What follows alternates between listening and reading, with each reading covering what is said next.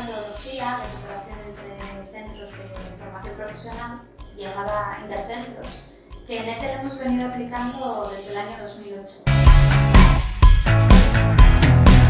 Profesores y estudiantes de formación profesional de distintos centros forman grupos de trabajo para diseñar y resolver un reto.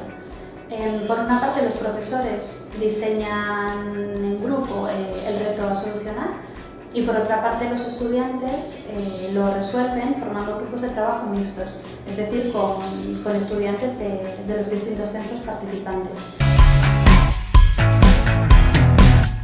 El hecho de trabajar de forma virtual es un reto en sí mismo, porque no solo implica conocer o aprender los conocimientos técnicos necesarios para resolver el ejercicio en cuestión, sino que también desarrolla otras competencias como competencias digitales, de utilización de herramientas de trabajo online, también pues, el trabajar con personas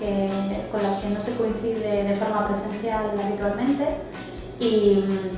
ajustarse a los plazos que se marcan en el reto. Es decir, se aprende a trabajar en espacios multilocalizados, que es como la mayor parte de las empresas trabajan hoy en día.